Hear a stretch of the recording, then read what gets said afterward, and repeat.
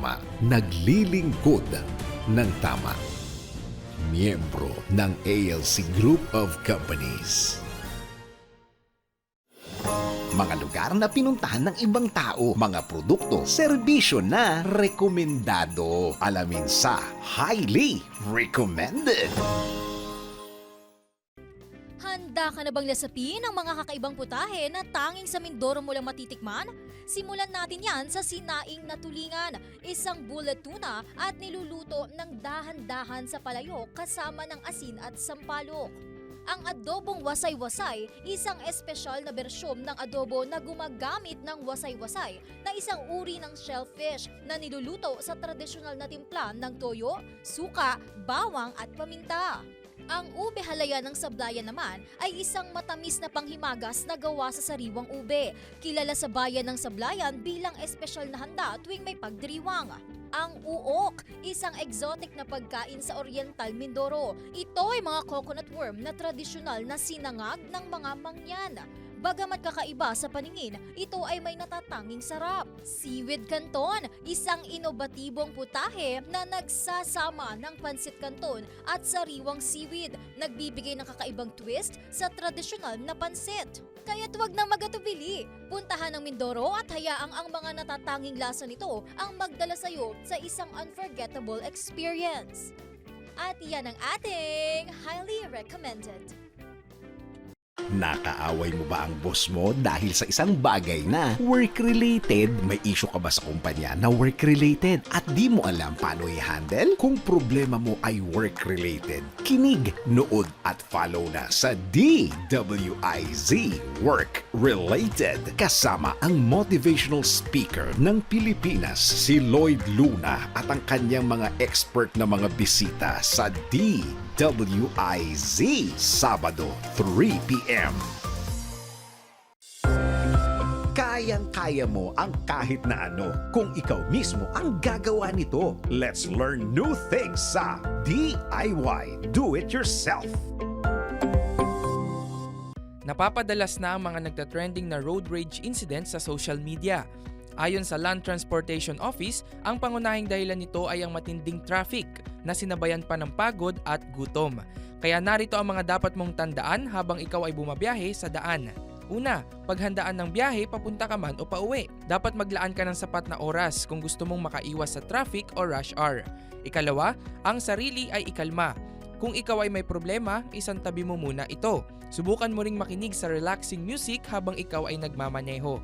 Ikatlo, maging mapagbigay sa daan. Hindi porkit ikaw ang nauna, agad ka nang makakapunta sa iyong paroroonan.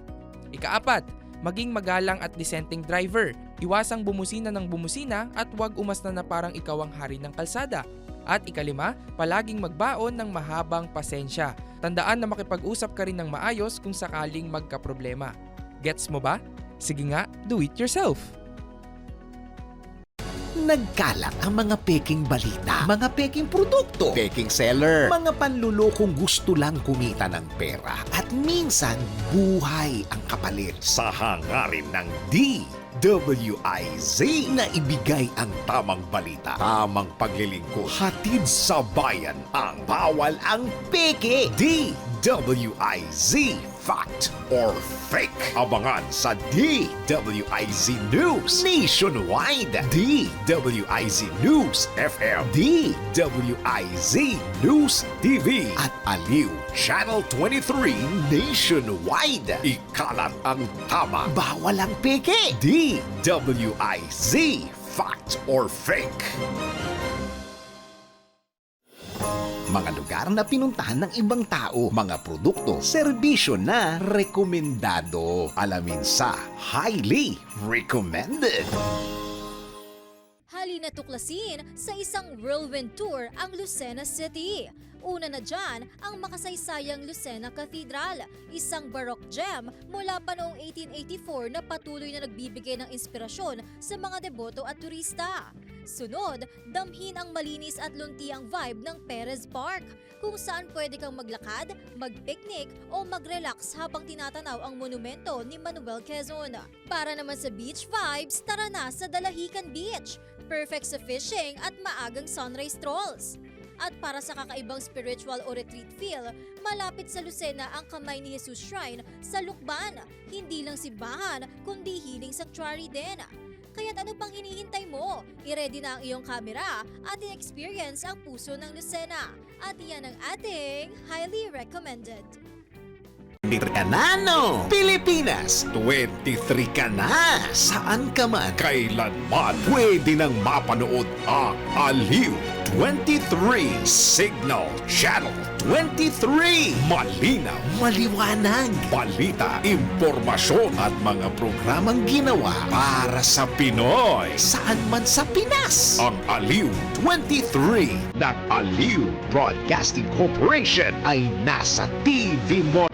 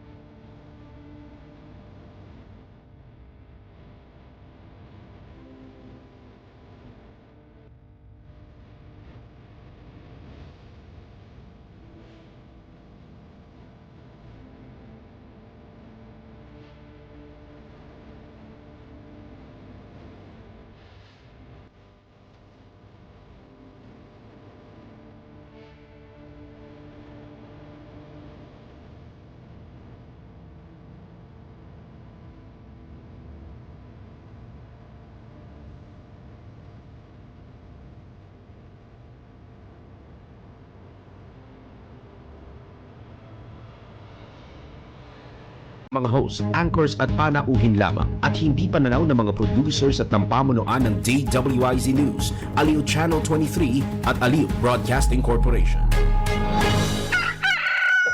Hoy! Pinoy! Gising na! Ako'y humihingi ng paumanhin pero mukhang naayos naman kagad DJM kaya yung puting jacket niya dumihan natin mamaya. Puting-puti parang suot ko at suot niya. Aber, alas 4:07 na! Aba, umaga na! Bangon na! Kape na! Marami na ang nasa kalsada! Marami na ang nauna sa'yo! Sabayan ang pagbangon ng mga tamang balita sa Pinoy Gising! Kasama ang dalawang mas nakakagising pa sa Barakong Kape. Lahat ay gising kay Daryl Justin. At babangon ka talaga sa pagkahilata kasama si John Riz Calada. Pinoy Gising sa DWIZ News Nationwide. Live on air and online. Alas 4:30, gising na sila. Lunes hanggang Biyernes. Pinoy Gising! Pinoy Gising! Aba, gising na para mas maraming grasya. Let it go, let it go. Yan, inaalay ko po ang kanta kay sa aming bagong salang sa madaling araw na si Reyabel Medina. Oo. Kulang na lang kulayan ng buhok niya ng blonde. Pwede. Maring Elsa. Pwede niyang palitan si Maring Elsa at pwede niya ba buksan yung aircon dyan at sagad ninyo? Sinong Elsa ba yan? Yung nanalo ba ng loto yan? O yung... Hindi nanalo ng loto to. Oo, hindi, malabo mangyari yun ng loto to. Alam mo bakit ito, pare Koy? Naramdaman mo ba ng weekend? Oo. Ramdam na ramdam, no? Lamig. Nanginginig sa lamig ang buong, hindi lang norte hindi lang po ang North Luzon, hindi lang po ang Metro Manila, Oo. kung hindi Luzon, Visayas, Mindanao. Parang programa natin yan. Nationwide. Naramdaman ang lamig sa buong Pilipinas. Pero sabi ng iba pa, ngayon, bumayaya ako ngayon. ano sabi? Kahit nakasasakyan, pero nakapatay aircon ko. Wow. Para diba? maramdaman mo yung... Oo. Dapat niya kasi papatugtog ko kay parang Daniel, malamig ang simoy na hangin. Kaso Kaso, hindi hindi na Pasko. Baka yung mga kapatid dati sa simbahan magalit sa akin. Oo. Brother Daryl. Lent Magsisibayan. ngayon. Oo, Lent ngayon na. Di ba ang ganda nga ng isang pinost na ano dun pinost na meme Di ba? The season is Lent. The weather is Advent. Oo. Di ba? Maganda, nagkaroon sila ng remix Patawad po sa mga kasama namin sa simbahan. Ang remix nila, buksan ang aking puso, oh Diyos, kaligtasan ng tao. O yun. So sabi ko sa kanila, humanda kayo kay Father bukas. May Lent tapos Advent. Oo. Alam mo, sinabi ko kay Minute yan, tawa siya na tawa. Sabi niya, hindi ko gets. Ulitin ko buksa. Kasi hindi halata. Di halata. Kasi transition, di ba? Shout out kay Catholic Comedian. One time nga, pwede ba natin maimbitahan si Catholic Comedian? Kahit Friday, no? oo. Hindi kaya, may Holy Week pa naman tayo. May Holy Monday, Holy Tuesday, tsaka Holy Wednesday tayo. Baka pwede nating, subukan mo nga i-message pare. Tingnan natin Sige. kung tatalab, ha? Sige. Total, balita ko, tropa kayo eh. Ay, balita lang yun. Hindi totoo. Ay, gusto mo Chismis yun. Chismis yun. hindi. Fact or fake? Fact or fake? Fact or fake? Fake. News yan, ha? Okay. Fake news pala. So, kung sino nagsabi sa akin noon, memuhan nyo na. Uy! Last na! Ako yung nagpapultang kagabi. Okay. Okay, Magkano? nagpapultang. Magkano? Nung ako yung nagpapultang na isang linggo, nasa 61. Okay. Ay! No, 59. Kasi dumayo pa ako somewhere along Mandaluyong. May mura doon. Taga-Pasig ako, diba? So, 59. So, Nasa halagang 1.5. Yun na pa. Full tank na yun. Sagad. Tama. Okay? This week, kalahati lang ng capacity ng gas tank para yung naubos ko. To consider na nung Friday, nagpunta pa ako sa wake ni Boss Edgard. So, that's from here to the Heritage Park sa Metagig. So, from that, hindi ko nga siningil si Bambam nun eh. Di ba, Bam? Hindi kita siningil na pamasahe nun, di ba? Hindi kita siningil pamasahe nun. Sana all. Kaso, inokray siya ng inokray ni Anton sa biyahe. Inokray siya ng inokray ni Mima sa biyahe. Yun lang yung problema. Kaya sabi ko, okay na bang bayad ka na? Yun na yung kapalit ng kasama niya. Yun na yung, joke lang yan. Kasama namin si Bambam tsaka si Anton bumiyahe nung Friday sa wake ni Boss Edgard eh. Tsaka kahapon, nabigatan ng mga nagsipuntahan doon. Nagstay ng matagal si President Ferdinand Marcos Jr., si PBBM ay nagpunta po. Siyempre, malapit na kaibigan ni Boss Edgard, si PBBM. Even yung birthday ni Boss Edgard last year, the President was there. Gusto siya the President was there, diba? Okay. Pero nagbigay siya ng kanyang condolences at nagbigay pa nga ng message eh. Message? Inintroduce ako Wow. message. Hindi pala message. Message. Okay, Oo. message. Mula atas tinawag pa siya na kilala mo yung mama na nag-host kahapon? Si Mr. Antenor. okay, kilala ko. Host of Nakita all ko. ages. nakita ko din sa litrato. Host of all ages yun eh. Ay nako, kung kayo hindi pa nagpapapultang ka, pumunta na kayo sa mga gas stations ninyo, baka mamaya magsisi na naman kayo. Yung ibang gas stations, Yung iba magtataas pa eh. yung iba pare, umabot na nga ng 100 pesos eh. Hindi mo pa ina-expect na mangyayari yun last week. Yung iba, umabot na ng 100. May 95, At ito nga, may 90. exactly. At ito pa nga, yung iba umaaray, lalo na sa mga small oil players. Hindi ko po minamalit, pero tawag naman sa kanila yung iba independent, yung iba mga small players. Ang problema kasi, sila mga small players ang mas malalakas ang loob, magtaas ng presyo na umabot pa ng more than 100 pesos per liter. Tignan mo yung mga yung tatlo, papangalanan ko na, Shell, Petron, tsaka Chevron, no, mas kilala bilang Caltex. Hindi sila umaabot pa ng more than 100 pesos per liter. But we're expecting that this week. We're expecting that starting tomorrow na malamang malakihan. Yung ibang diesel nakita ko 93, 94. Kaya nga nagulat ako eh. Sabi ko, thanks be to God at hindi diesel ang sasakyan ko. Kasi sobrang sakit sa bulsa. At pasensya na kay Sir Dennis kasi diesel ang sasakyan niya. Sus, Maria Josep! Lugi siya ngayon. Hindi! Siya lugi! Kaya niya! Kaya niya. Barya. Very good. He can Barya. manage, pare goy. Barya. Barya lang. Sabihin mo, pinagsasabi mong barya na sa akin yun. Umaaray na ako araw-araw sa programa eh. But he can manage. Ang tanong, kung kaya ninyo i-manage ang mga magiging balita natin this week. Lalo na't, inaabangan natin? Yung pagpasa ng bill sa Kongreso na bigyan ng emergency power si PBBM. So, a lot of people are saying, lalo na sa Senado, na once maibigay sa amin yan, isang araw lang, tapos yan. Tapos, not sure dun sa impeachment ni Vice President. Yung notice, di ba, within 10 days lang dapat maipasa yon. Pangkailan ba pang 10th day? Nakalimutan. I lost track of count. Not sure, pero tabayan natin kung magpapasa siya. Sige. Tsaka, tiga natin, dahil last week, ako umupo ng biyaheng IC. Hindi ako umupo, tumayo pala ako. Sinalo ko yung programa, pero nakatayo ako. Okay. Ayan, hindi ako umupo. Nabaliktad ako. Ganito. Nakaganito ako noon. Okay. At naghihimutok din ang mga transport groups na baka mamaya mag-transport strike na sila. At sinabi ng mga commuter safety group na kung yun ang mangyayari, just prepare for the worst. Kasi hindi maiwasan. Pero ang hinanakit nila, bakit hanggang ngayon sa commuter pa rin pinapasa ang pasakit? Oo. Ay, ito pa, nagtaas yung pamasahe sa bus. Ay, nagtaas? Pagsakay ko, pag uwi sa Pampanga, sabi ko, wala. In-approve na! From 140 46 naging 173 yung sa amin. Hala! Lang. Yun, bigla. Nag-effect na pala parang kami siya. yung buena mano parang nung madaling araw in-implement. Effect na pala siya. Yes. Ngayon ko lang nalaman. O siya, baka kung saan ma-effect yung mga pinag-usapan natin, mag-effective greeting na raw tayo. Tama. Kaso, mamimiss ko yung pagbati natin Oo kasi nga nasa eh. ibang shift. Pang-umaga ba siya? Pang-umaga siya. Pang-umaga. Nako, malas. Ay, malas. Hindi. Nako, good luck. Yan ang Good luck. masasabi ko.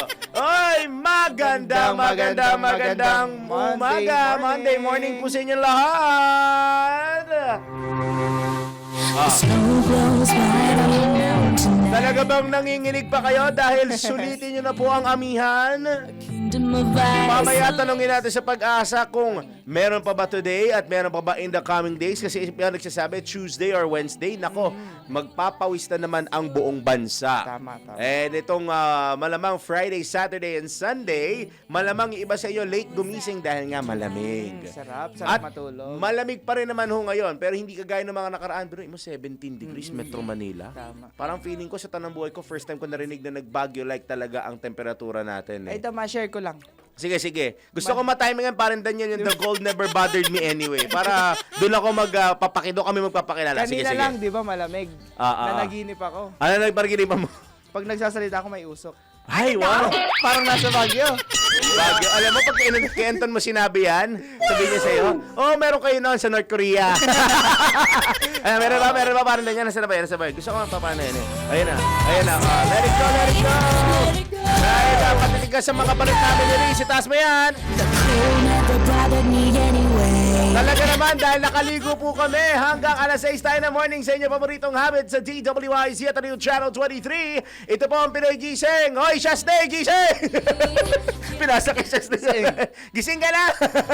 Magandang morning po sa inyo. Kami po niyo mga kasama at nakarating po siya kahit na inabot siya ng gabi sa Congrats ha. Thank you. Inabot ka ng gabi sa Pet Summit Philippines. Thank you. Pero kita ko yung isang special report mo ha. Para kami alagang pero mahilig ka naman sa animals. May alaga kami. Oh, that's good. Mahilig ako sa mga kahayup-hayupan. But, yan, mga ganyan. Yan, Wala nang iba pare, aso pusa lang marinig ko. Kami po niyo mga kasama hanggang 6 in the morning, Daryl Justin. At John Riz Galata. Aba, gising na para mas maraming grasya. Pinoy Gising! Mga balitang gigising sa'yo sa Pinoy Gising Headlines.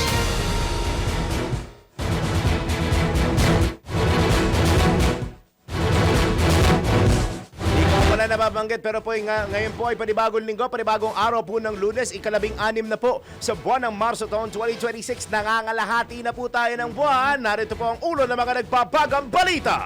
Pinoy Gising! Mahigit 1,000 stranded at repatriated OFWs mula sa Middle East balik bansa na. Pinoy Gising! Taas pasahe sa mga pampublikong sasakyan, aprobado na ng LTFRB. Pinoy Gising! Presyo ng bigas lalo pang tumaas sa gitna ng walang prenong big time all price hike. Pinoy Gising! Balita sa ibayong dagat, 16 katao patay sa Gaza at West Bank matapos atakihin ng Israel. Pinoy Gising! Mamaya sa sports, Donaire binigo ng Japanese boxer sa WBA Bantamweight World Title. Pinoy Gising! Sa ating segment, pinag-rest day pero walang overtime pay. Lapit Nako, ka na. bawal ito. Pinoy Gising! Lapit na raw mangyari sa iyan pag rest dayin ka na. Oy. Wala ka pa rest day, di ba? Wala pa. Ayun, siya mamaya. Totoo nga ba na mas mahal na mga aso ang kanilang amo kaysa sa pagkain? Mamaya, let's prove it! Pinoy Gising!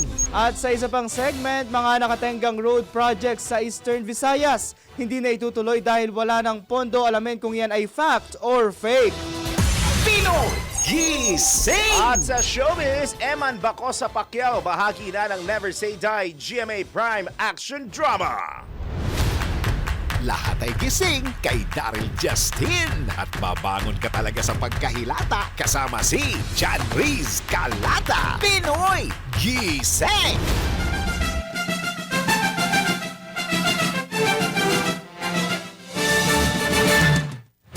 Diba? Diba, Rayabel tsaka Shasney, ang daldal namin. 420, magbabalita pa lang kami.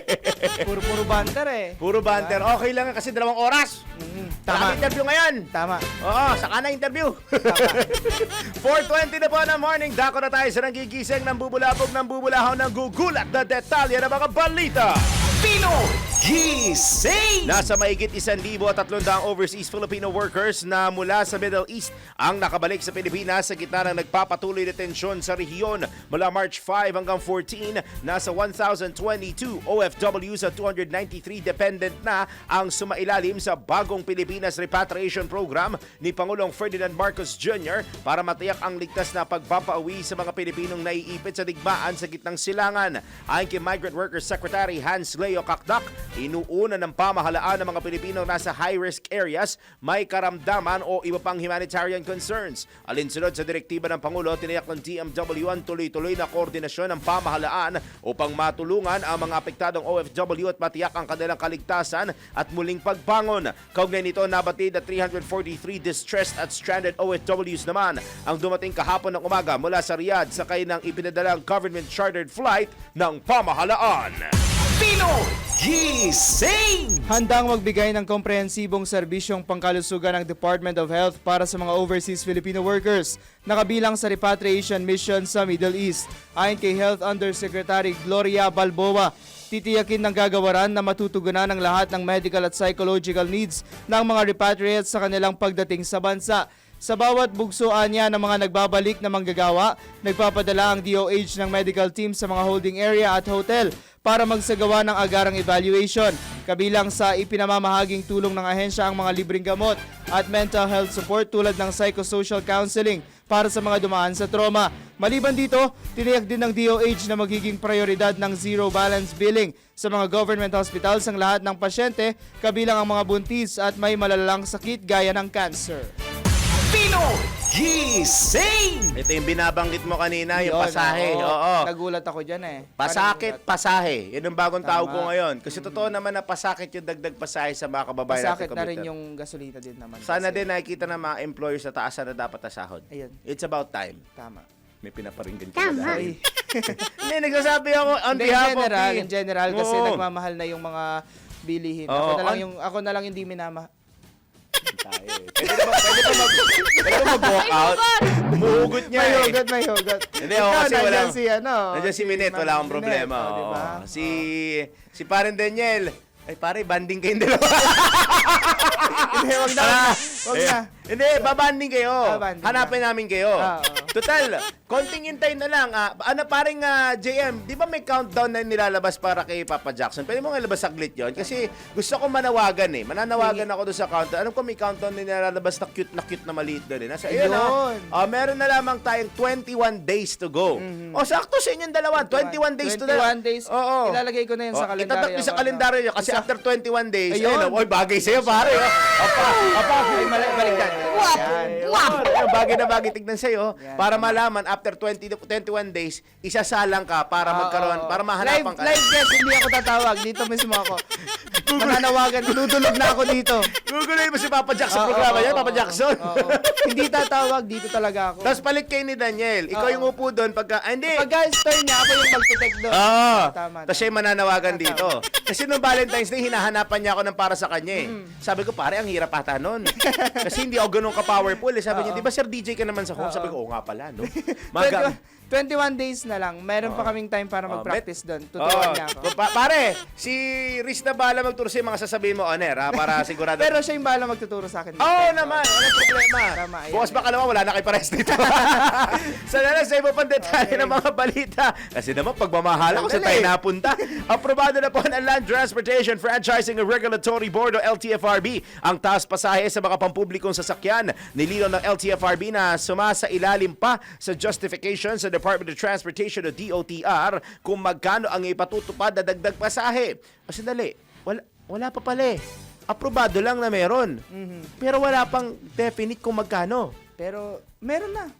May definite na ba? O sige, mamaya alamin ko nga sa'yo. Ipinabatid na LTFRB na posibleng bukas March 17, mailabas ang dagdag pasahe sa mga pampublikong sasakyan. Sinabi ng LTFRB na sakop ng fare hike ang mga naghain ng petisyon maliban sa mga taxi at UV Express na kailan lamang naghain ng petisyon para sa fare hike. Pino Gising! Ito, tumaas din. Ayan, yun naman tumaas na yan. Tumaas na ang presyo ng bigas sa bansa. Ayan, ayoko na. Ayan. Puro tumaas. Oo nga eh. Okay, tumaas na ang presyo ng bigas sa bansa at posibleng sumirit pa ang halaga nito sa harap ng lumalalang pandaigdigang krisis sa langis dulot ng sigalot sa Middle East.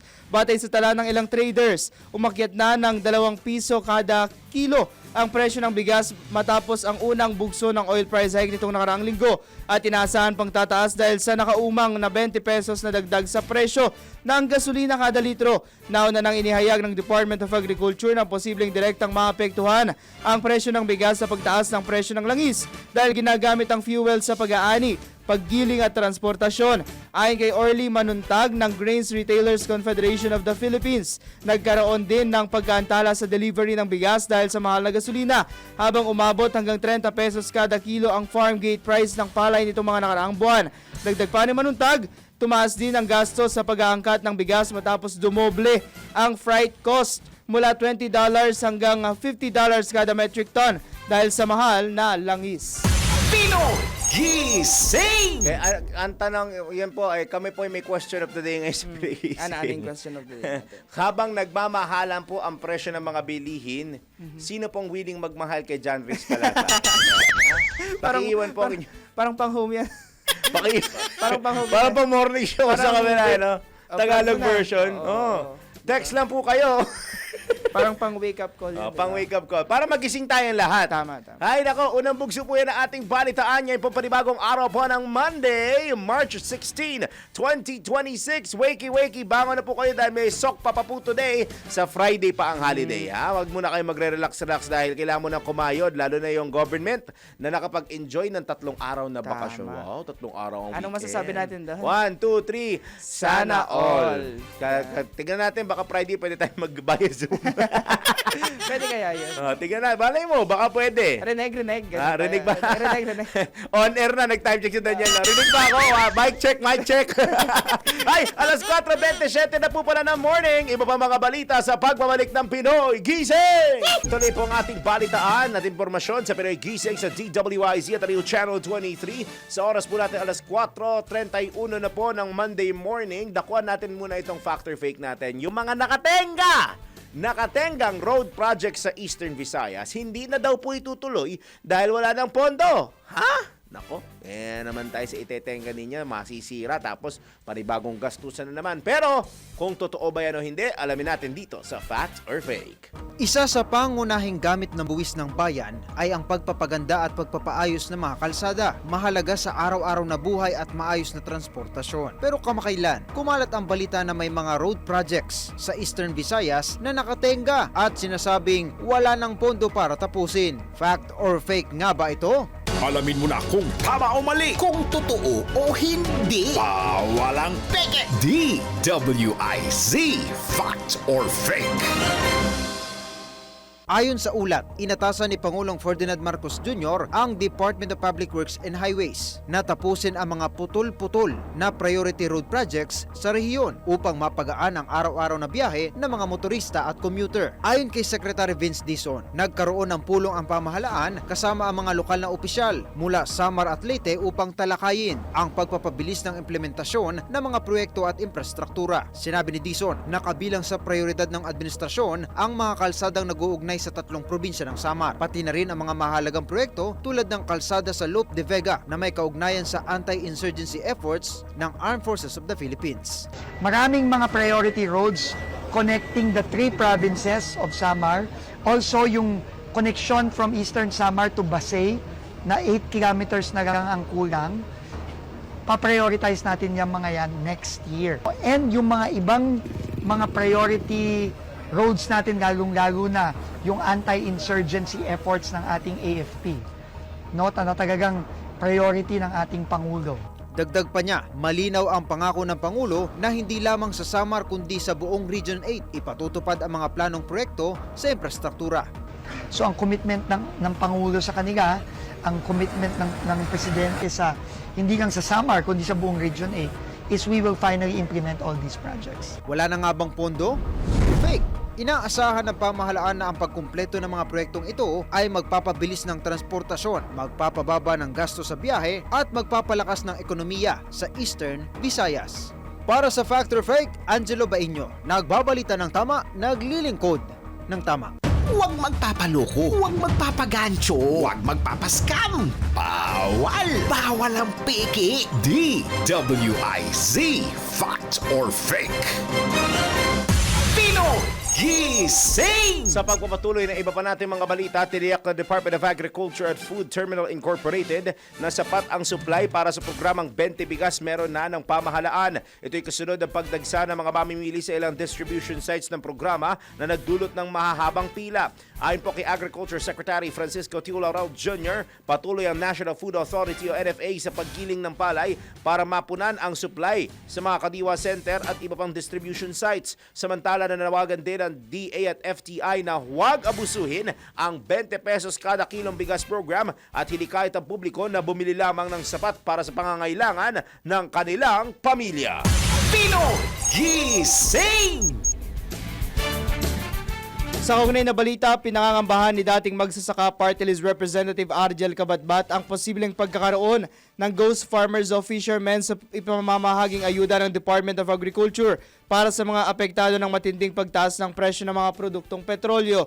Ayon kay Cabatbat, limitado lamang ang 5,000 pesos na ayuda ng ahensya na posibleng makarating lamang sa nasa 14,000 benepisyaryo. Dahil dito, iminungkahi ng dating kongresista ang paggamit ng voucher system sa mga LGU kasabay ng pakiusap na huwag itong haluan ng anumang politika at ibigay lamang sa mga tunay na nangangailangan. Ang una kong recommendation, talagang yung pera ng gobyerno, savings and program funds, dyan natin ibigay, tulong natin ngayon sa mga magsasaka. Paano? Doon tayo babalik sa voucher system. Kasi yung voucher system, at least yan mabilis. Ang implementation yan, ibibigay sa mga LGU. Yan tanong sa akin, paano pag binigay sa LGU? Di pupolitikay nila yan. Hello, wala tayong magagawa. Politiko yung mga yan eh. Pero at least may matulungan. Parang sa akin yung nakikita nating solusyon, alam natin na hindi talaga yan yung perfect na solution. Kaya lang, meron pa ba kayo ibang ma-recommenda? O voucher system tayo. Total lang, mga politiko, hanggang barangay level, organized yan. O di ibigay sa kanila, sila ang mamimili kung sino ang makikinabang.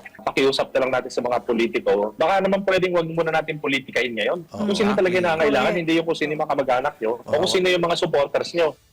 Samantala, inirekomenda rin ni Cabatbat ang mga solusyon sa problema sa langis, kabilang ang short-term na pagtanggal sa excise tax at ang long-term na pag-develop ng mga alternative fuel tulad ng biodiesel. Itong problema na hinaharap natin, at least ito yung opportunity para ma-bring up ulit yung biodiesel. Yun lang, may modification yan. Kaya bagamat maganda yung opportunity niyan, isa-isain mo yung mga kailangan mong baguhin para ma-accommodate yung increase ng biodiesel. Siguro mag-start pa yan sa mga bagong i-manufacture para more on biodiesel dependent. So yeah, hindi basta-basta rin yung pag-accommodate sa increase ng biodiesel production.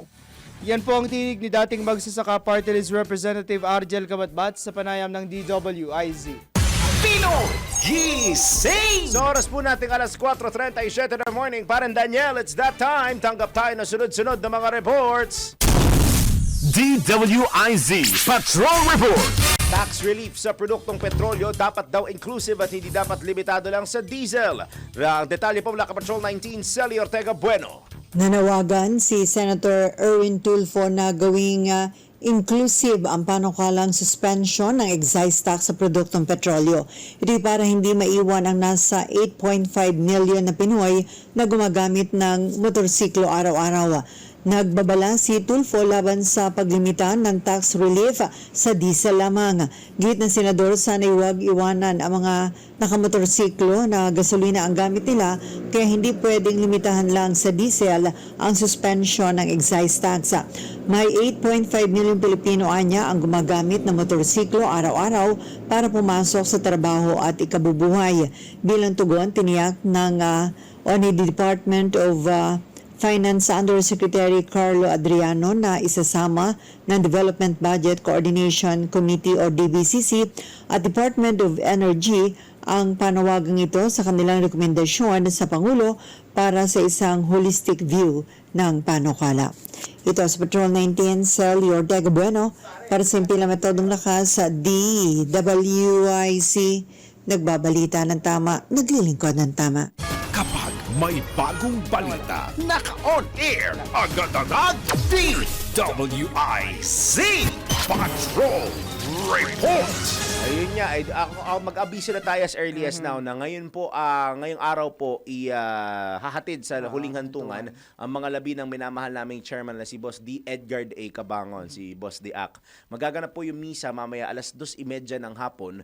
Diyan po yan sa may San Felipe Neri Catholic Cemetery sa may Boni Avenue sa Mandaluyong at pamumunuan po yan ng Arsobispo ng Maynila, si Jose F. Cardinal Advincula, si Cardinal Joe ang manguna. At alam ko maraming celebrating priest na nandyan.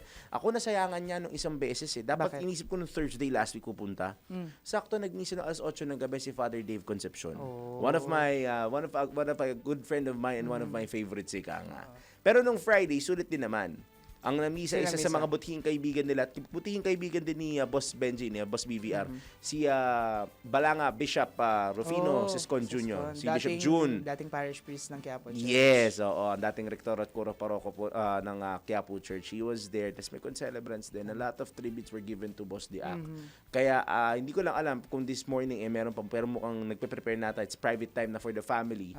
At tanghali ata kung di ako nagkakamali from Heritage Park, ililipat na po at ibabiyahe sa San Felipe Neri. Ayun. Pwede nyo po matunghayan yung mga kaganapan dyan dahil may live streaming naman dun sa parent company po namin, which is yung ALC Group of Companies.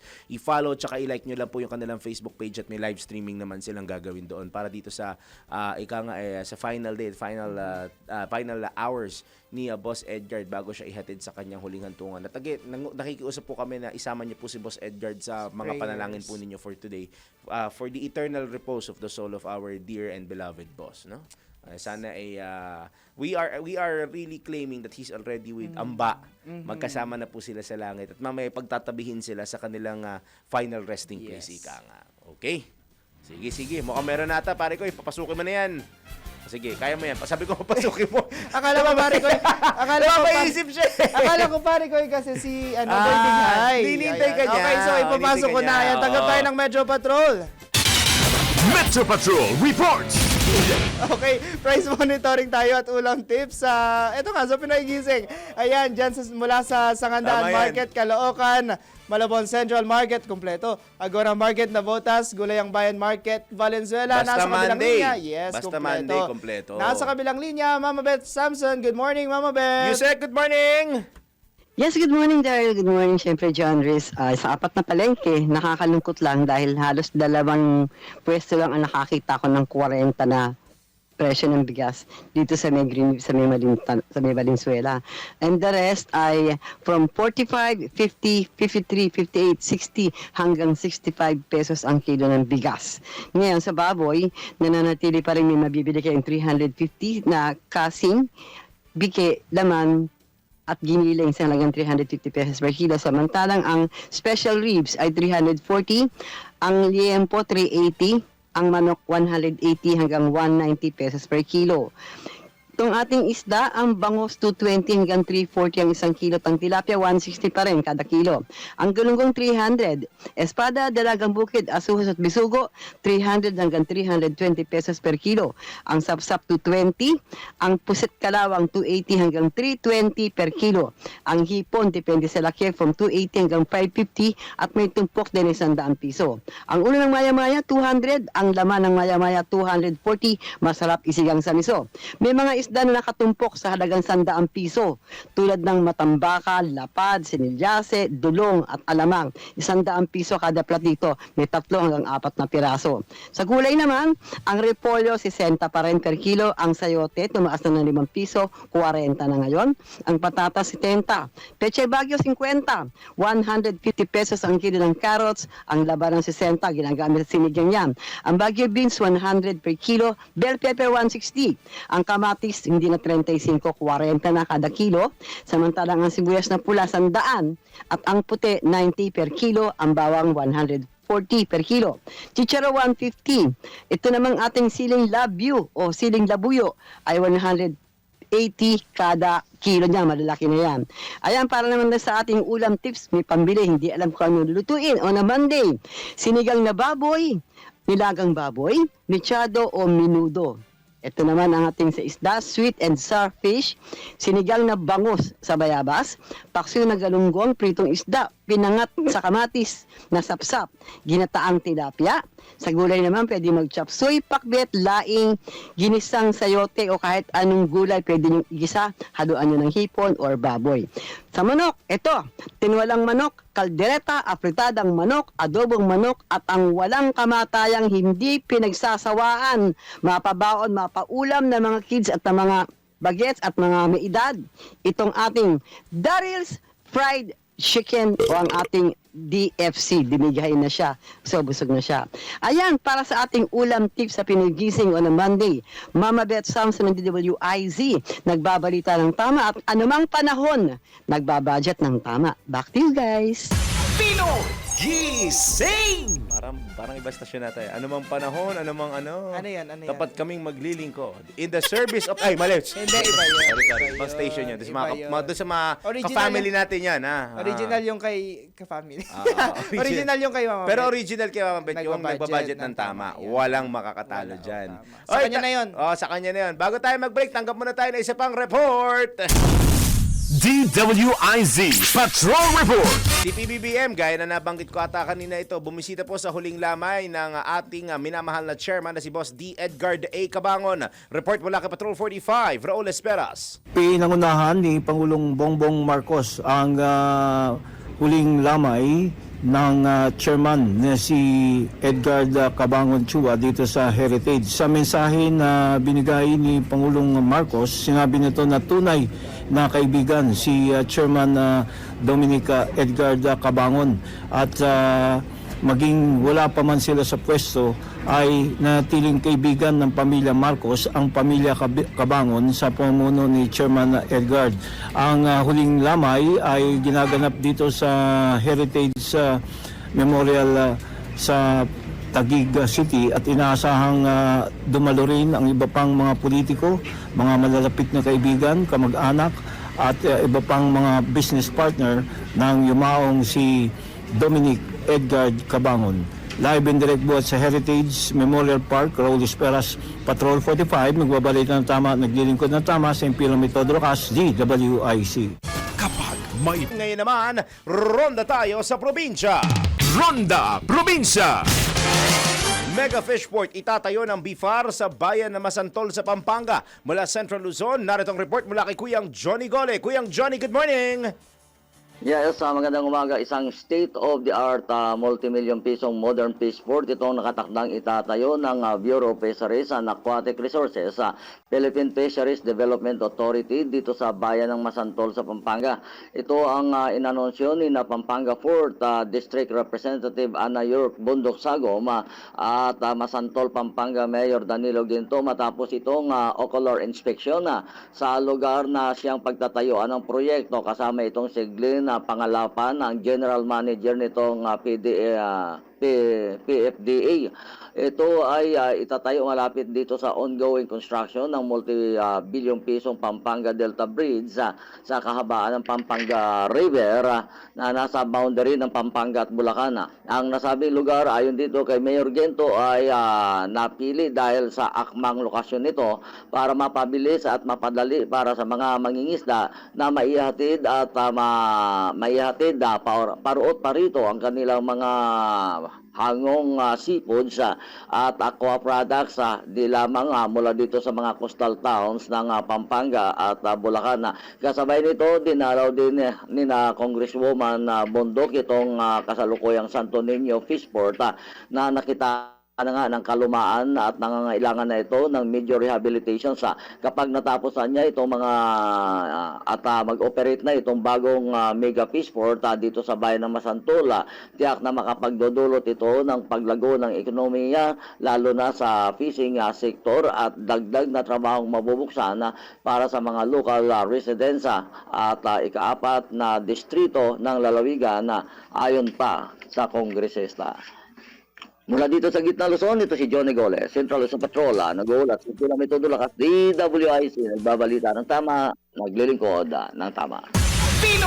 Gising! Dumako naman tayo sa Bicolandia. Senior citizen na may kasong homicide at frustrated homicide.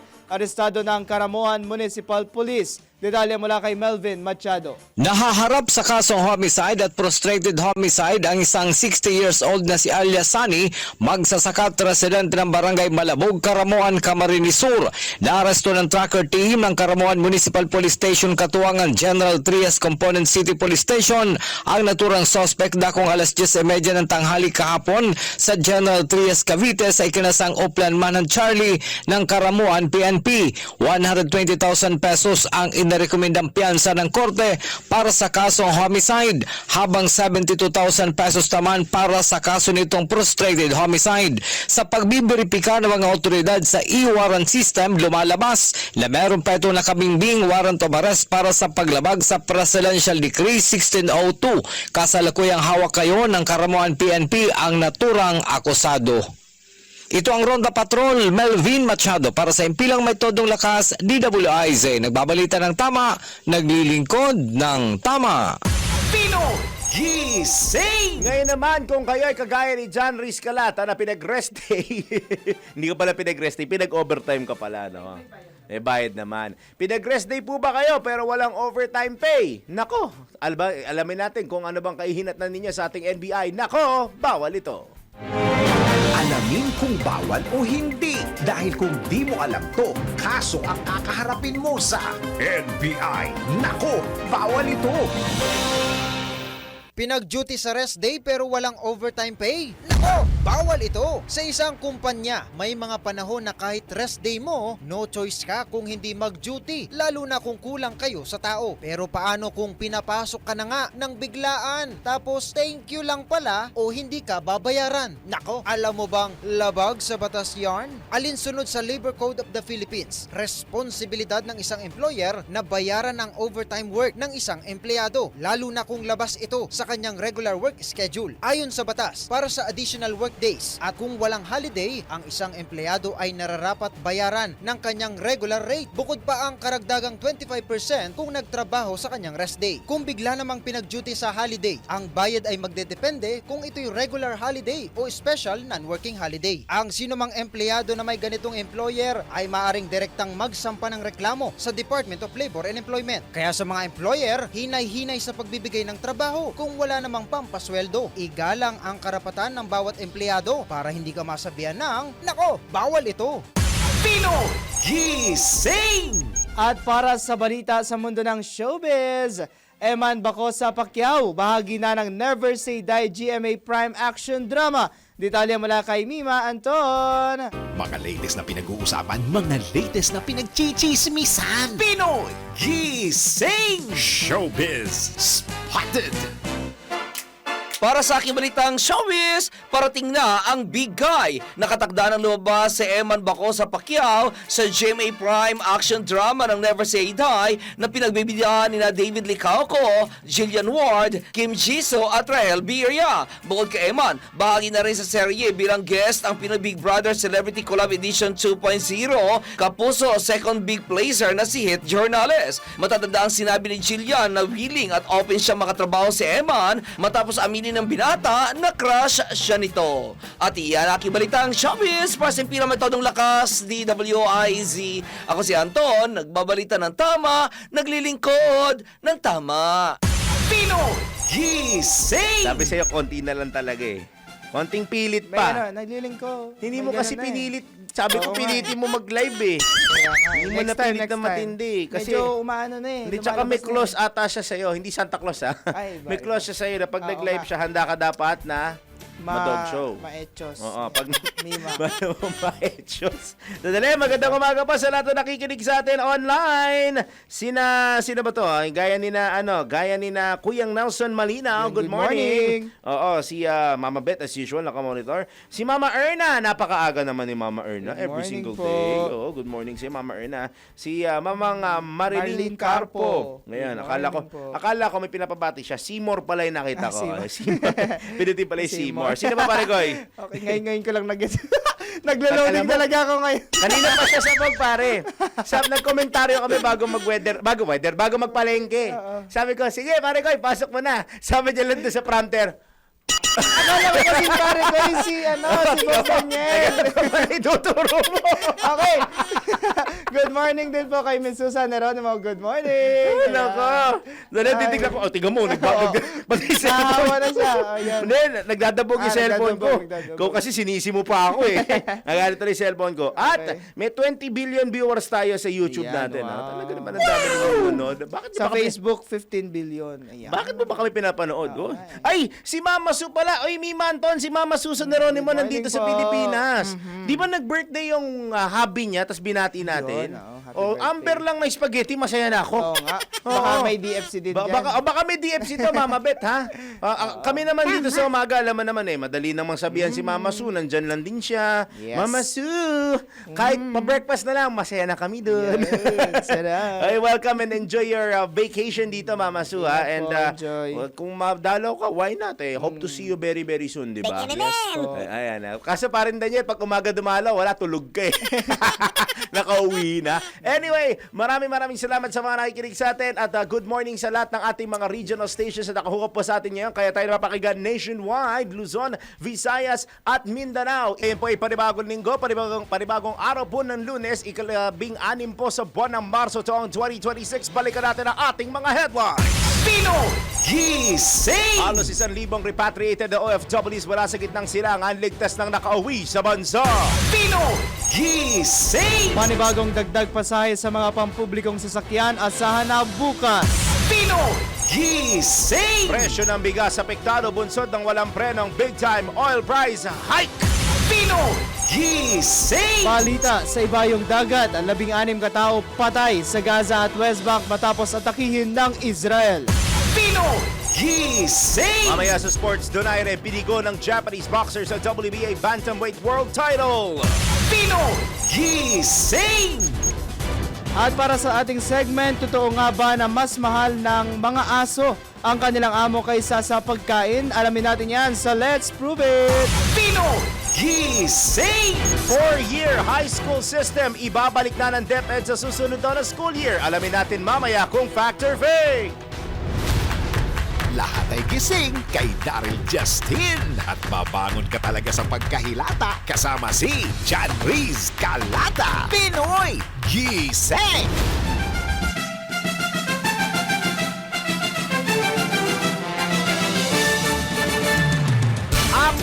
Apat na minuto at magugulat kayo kasi nandito siya. 4 na minuto makalipas ang alas 5 ng Monday morning. Yahoy! Ibig sabihin, overtime po siya. Alam mo tawag sa kanya? Anong tawag sa Wala kang no choice. Wala kang no choice. Pero kakapasok niya pa lang, inasar niya na ako eh. Oo nga eh. Hanggang alauna lang ako. Kakapasok niya rin, inasar niyo rin ako eh. Wala namang bago sa'yo. Unahan ko na siya. Matuwa ka kasi alas 7 pa ako ng gabi dito. Dahil live ako mamaya sa Life Balance. May pa-plug ka na. Nasaan na yung Employee of the Year? Ay, dako na muna tayo sa iba pang detalya ng mga balita. Pino Gising! Nakahanda na ang draft ng Senado sa panukalang batas na magbibigay kapangyarihan sa Pangulo na magsuspinde o magbaba ng excise tax sa petrolyo sa gitna ng pagtaas ng presyo dahil sa tensyon sa Middle East. Ay kay Senate Committee on Energy and Waste and Means Chairman Pia Cayetano, may ilang kondisyon sa kanilang draft ng panukala tulad ng base average price na $80 kada bariles at paglilimita ng suspensyon sa 1 taon. Anya, kailangan balansehin ang pagbibigay ginhawa sa mamamayan at pagpapanatili ng pondo ng pamahalaan lalo't may malaking kontribusyon ang naturang buwis sa mga programa ng gobyerno. I take the opportunity to explain lang kung ano yung tama ng tax na ito sa atin. I mean, ano yung contribution ng tax na ito? Kasi we're looking at something like 135 billion pesos. That's the excise tax is 121.4 billion. Tapos may excise tax din kasi sa VAT component kasi kasama sa calculation yun. So the total is 135.9. So 136 billion. And to give you a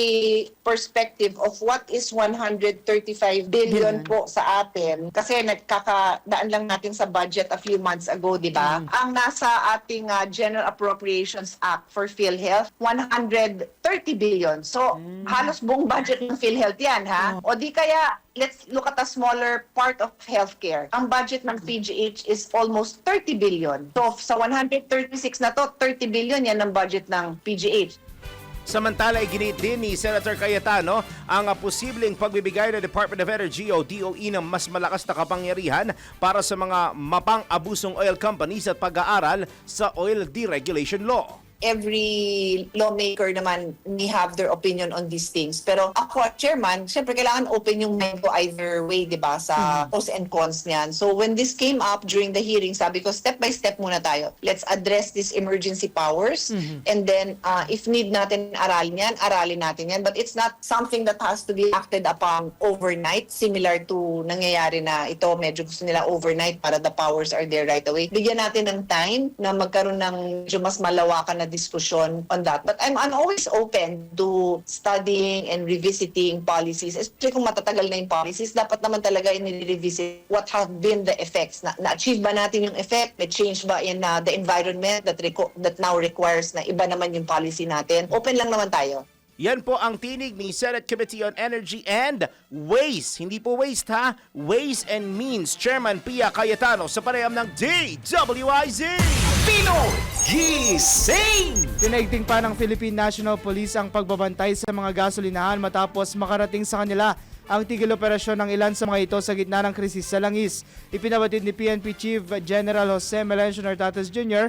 na pinakilos na niya ang mga hepe ng pulisya para makipag-ugnayan sa mga lokal na pamahalaan, gayon din sa Department of Energy para alamin ang mga posibleng dahilan ng biglaang pagsasara ng ilang gasolinahan. Malalagutan niya ang mga gasolinahang gumigimik lamang o nagsasamantala sa biglaang pagsasara para makapagbenta ng lumang supply ng langis sa mas mataas na halaga.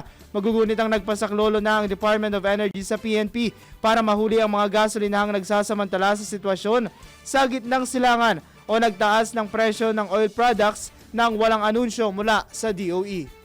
Pinoy Gising! Inihirit naman po ni Ibon Foundation Executive Director Sunny Africa na patawan ng wealth tax ang mga pinakamayamang Pilipino para matugunan ang mga kinakaharap na krisis sa Pilipinas. Ayon kay Africa, mali ang naging hakbang ng pamahalaan na bawasan ang binabayarang buwis ng mga mamamayan at malalaking kumpanya at ipasa sa mga mahihirap ang mabibigat na pasanin. Kung ipatutupad niya ang wealth tax, 1 hanggang 3% lamang ito mula sa yaman ng mga bilyonaryo at maaaring makalikom ang Pilipinas ng 500 hanggang 600 billion pesos kada taon. Dalawang administrasyon na lumala yung sitwasyon kay Pangulong Duterte, lalong pinalala ni Pangulo Marcos, binawasan ng buwis sa mayayaman at malalaking kumpanya. Yung Train Law, Create Law, yung Create More Law, binawas yung binabayad ng mga pinakamayamang pamilya sa kanilang income tax, binawas yung binabayad ng mga malalaking kumpanya from 30%, naging 20%, ngayon naging 25%, naging 20% na lang. Pero, anong pampuno na na walang kita na yan? VAT, di ba? At pabigat yung VAT kasi yung pinakamayamang bilyonaryo sa Pilipinas, parehong VAT ang binibili niya sa isang dilatang sardinas o isang litrong diesel tulad ng pinakamuhirap na Pilipino. Of course, sa baking sardinas niya, baka galing Portugal pa, di ba? Pero ang punto doon, yung VAT, higit na pabigat sa mahirap at ordinaryong Pilipinian at middle class kasi parehong VAT binabayad ng mayaman sa mahirap. Mali yun. Ang mas tama, bisan mo, yung naiipon na kita at yaman, yun ang tamin makatwirang pagbibwis. Yan po ang tinig ni Ibon Foundation Executive Director Sunny Africa sa panayam ng DWIZ. Pinoy Gising! Pumilit si Liga ng Transportasyon at Operators ng Pilipinas National President Calando Marquez na itaas sa 25 pesos ang minimum fare para sa mga jeepney sa gitna ng tumataas na presyo ng mga produktong petrolyo. Bagamat ikinalugod ang 5,000 pisong ayuda mula sa pamahalaan, itinuturing lamang ito ng LTOP bilang band-aid solution at hindi sapat para sa mga benepisyaryo. Samantala, isinisisi rin ni Calando sa oil deregulation law ang pagtaas ng presyo ng mga produktong petrolyo dahil walang kontrol ang gobyerno dito. habang dahil regulated naman ang pamasahe, hindi makasabay ang mga tsuper sa tumataas na presyo ng langis. Kaya kami po ayaw sa gusto siguro dahil nga ang aming mga driver talagang mayroon po dahil nakakalungkot. Ang tricycle po na wala pang 1 kilometro ang minimum po sa Maynila ng tricycle, 25 pesos. Bakit kami po ng mga jeep na mas marami kaming sakay, di ba po? Yung kanilang tinatakbo ang iksi, binayagan ng local government yung 25 pesos na minimum. Bakit dito po sa aming mga jeepney, UB Express, mga bus na ordinary, mga lahat na public transport dahil nga po sa batas na pamasahe po ay regulated. Kaya sinasabi kong masakit dahil yung aming kinukonsumo na gasolina, crudo, langis ay deregulated. Walang pakialam ng gobyerno kung magkano ipapataw na presyo. Pero intindihan ko nga dahil nga deregulated din yung tax na ay pinapataw ng ating gobyerno. Pinunarin ni Calando ang mga oil companies at negosyante na nakikinabang sa kasalukuyang krisis at hinimok ang pamahalaan na repasuhin ang deregulation law para mapagaan ang pasanin ng mga Pilipino. Sana itong spokesperson ng oil company na DOE, pag-aralan naman nila, di ba? At yung Kongreso at Senado, dahil walang magawa, hindi kasalanan po ng ating Pangulo dahil dinatnan niya yung deregulation law na yan. Dahil nung panahon nung kanyang ama ay mayroon pang OPSF po noon, yung Oil Price Stabilization Fund. Hindi po ganyan ang presyuhan noon. Hindi ganyan ang presyo ng galunggong noon, di ba? Kaya ngayon ho talagang grabe na ho ang nangyayari dahil sa nakikita ng sambayan ng Pilipino buong mundo na mali-malita na ninanakaw na dinideliver daw. Yan po ang tinig ni LTOP President Calando Marquez sa panayam ng DWIZ. Pino Gising! 12 kalahating minuto makalipas ang alas 5 ng Monday morning. Bineberipika ng mga embahada o ng embahada ng Pilipinas sa United Arab Emirates o UAE ang ulat na ilang Pilipino ang naaresto sa Dubai dahil sa pag-record at pagbabahagi ng mga video online hinggil sa mga nagdaang pag-atake sa bansa kabilang ang kanilang air defense interceptions. Batay sa pahayag ng Philippine Embassy sa Abu Dhabi at Consulate General sa Dubai, humingi na sila ng opisyal na confirmation mula sa mga otoridad ng UAE tungkol sa pagkakakilanlan, kasalukuyang kalagayan at legal na sitwasyon ng mga Pilipinong sangkot. Binigyang diin din ng Pilipinas ang paggalang sa soberanya ng UAE at pagpapatupad nito ng batas kaugnay sa kanilang national security, cybercrime at public order. Samantala, pinaalalahanan ng embahada ang mga Pilipino sa rehiyon na maging maingat sa internet, umiwas sa pagkuha ng mga video at pag-post, pag-komento, pag-share sa mga hindi kumpirmadong security-related contents. Sa halip, pinayuhan ng mga Pilipinas subaybayan lamang ang mga opisyal na pahayag ng pamahalaan ng UAE at mga mapagkakatiwalaang news sources hinggil sa nagpapatuloy na security situations sa gitnang silangan. Pino Gising! Kinumpirma ng Malacanang ang pagtulong ng Singapore para mailikas ang 24 na OFWs mula sa Jeddah, Saudi Arabia. Kasabay nito ayon sa palasyo ng pagpapadala ng Singaporean government ng repatriation flight para sa mga nationals nitong na-stranded dahil sa patuloy na kaguluhan sa Middle East. Una lang ipinabatid ni Singapore Ambassador to the Philippines, Constance C., na nagpadala ang kanilang Air Force ng multi-role tanker transport aircraft partikular para iuwi ang kanilang nationals mula sa Jeddah. Sinabi ng ambassador na napadali ang pagsama ng mga OFW sa naturang flight dahil sa puspusang koordinasyon ng DFA at Philippine Consulate General sa Jeddah. Maliban sa mga OFW, ilang dayuhan din ang kabilang sa nasabing repatriation flight ng Singapore na nito'y patuloy ng solidarity o pagkakaisa ng mga bansa sa ASEAN o Association of Southeast Asian Nations para matiyak ang kaligtasan ng kanilang mamamayan.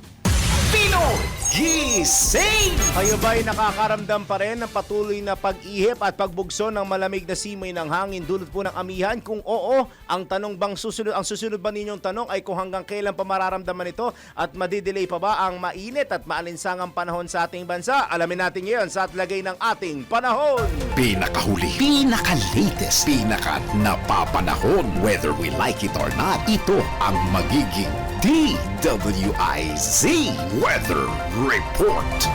Nasa linya po natin mula sa Pag-asa Weather Forecasting Center ang kanilang weather specialist na si Miss Veronica Torres. Miss Veronica, happy Monday morning po. Happy Monday morning po sa inyo at sa ating mga taga-subaybay sa DWIZ. Ngayong araw nga, patuloy pa rin ang epekto ng amihan sa Luzon at Visayas. Ang amihan ang magdadala ng maulap na papawirin at mga mahihinang pag-ulan sa Bicol Region, Batanes, Cagayan, Isabela, Nueva Vizcaya, Apayao, Kalinga at Mountain Province. Mas magandang panahon sa nalalabing bahagi ng bansa kung saan sa Metro Manila, nalalabing bahagi ng Luzon, Visayas, Sinagat Islands at Surigao del Norte may mga tsansa ng mahihinang pag-ulan at sa nalalabing bahagi ng Mindanao, mga tsansa naman ng mga localized thunderstorms. Wala man tayong nakataas na gale warning sa kahit anong dagat baybay na ating bansa, pero ingat pa rin sa papalaot sa may Luzon at silangang bahagi ng Visayas at Mindanao dahil magiging katamtaman hanggang sa maalon yung karagatan. And for now naman, regarding naman po sa question nyo kung magtatagal pa ang amihan, at least in the next 3 to 5 days na nakikita natin, posible yung amihan magtagal kung sa Metro Manila until Wednesday or Thursday. Although in the next 3 to 5 days, posible pa rin mag-persist ang amihan sa may around Northern Luzon area. At yun nga po muna pinakahuli sa lagay na ating panahon. Mula sa Weather Forecasting Center ng Pag-asa, Veronica Torres. Maraming salamat po kay Miss Veronica Torres ng Pag-asa. Pinakahuli, pinaka-latest, pinaka-napapanahon, whether we like it or not, DWIZ Weather Report. Pinoy Gising! Sa oras na alas 5:17, tanggap tayo ng sunod-sunod na reports.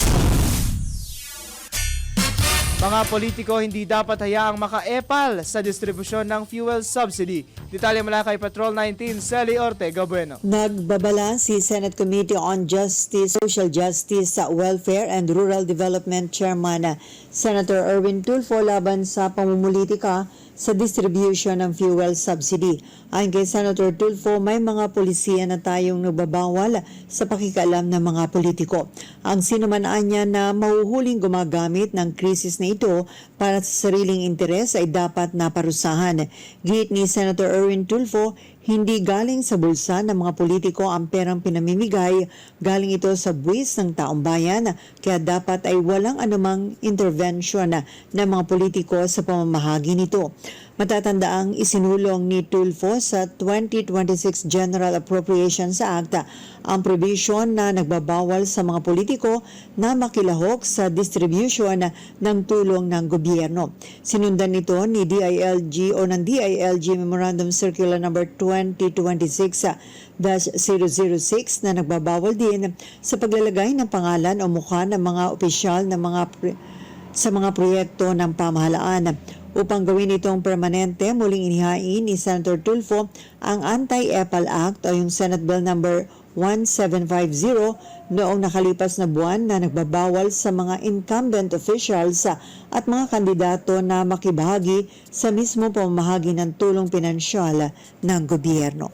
Ito sa Patrol 19, Sally Ortega Bueno para sa Impila Metodong Lakas sa DWIC.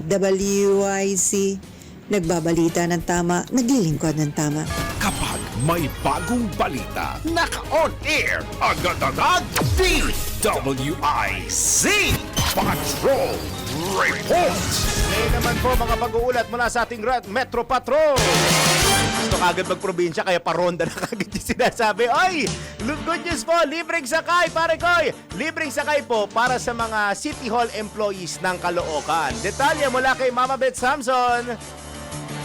Maghandog ng libreng sakay ang pamahalang lungsod ng Caloocan para sa mga kawani na magsisimula ngayong araw March 16. Ayon kay City Mayor Diel Gonzalo, alang malapitan ang inisyatibang ito ay bahagi pa rin ng pakikiisa sa pagtitipid ng krudo at enerhiya. Gayun din bilang pagtulong sa mga kawani na makatipid sa pagbili ng gasolina o pagbabayad ng pamasahe. Ang pick-up points at ang oras ng alis ay sa Caloocan City Hall South, 6:45 ng umaga ang alis mula Caloocan North City Hall bilang first pick-up point. Ikapito naman ng umaga, alis mula Caloocan Sports Complex bilang second pick-up point. 7:30 ng umaga, paalis mula Mindanao Avenue ang third pick-up point. Samantalang sa ganap na 7:45 naman ngayong umaga, mula Bonifacio Monument Circle ang fourth pick-up point. Pabalik naman ang Caloocan City Hall North sa ganap na 5:30 ng hapon mula Caloocan City Hall South. Sa ganitong paraan, ani Mayor Anong, matutulungan din ang mga kawani na maibsan ang bigat ng pagbabayad ng pamasahe patungo sa trabaho hanggang makabalik sa kanilang destinasyon. Sabay paya pa din ang lahat na ugaliing magtipid ngayong nasa matinding pagsubok ang bansa dahil sa nangyayaring kaguluhan sa Middle East. Nagbigay din ng oras sa paggamit ng aircon at ibang gumagamit ng enerhiya ang pamahalang lungsod upang makapagtipid sa paggamit ng kuryente sa mga tanggapan ng Caloocan. Metro Patrol Beth Samson para sa himpilang metodong lakas, DWIZ. Nagbabalita ng tama, naglilingkod ng tama. Pino Gising! Dumango naman tayo sa lalawigan. 2 suspect sa pagpaslang sa 3 individual sa Lalo, Cagayan, arestado sa hot pursuit operation. Detalye mula kay Ronald Idol Domingo. Matagumpay na naresto ng pinagsanib na persa ng kapulisan ang 2 suspect na sangkot sa pagnanakaw at pagpaslang sa 3 individual na natagpuan patay sa barangay Santa Teresa. Ayan, kinilala ang mga narestong suspect na sina Freddy, 31 years old, binata at residente ng Lero, Bugay, Cagayan, at alias Rudy, 48 years old, may asawa at residente ng barangay Santa Maria. Ayan, na ang 2 suspect na sinigawang hot pursuit operation ng pinagsanib na operatiba ng kapulisan sa barangay San Juan, Bugay, Cagayan. Ang nasabing operasyon ay sinagawa ng Regional Intense Division 2 katuwang ang Provincial Unit ng Cagayan Police Provincial Office bilang lead unit kasama ang 2nd Provincial Mobile Force Company ng Cagayan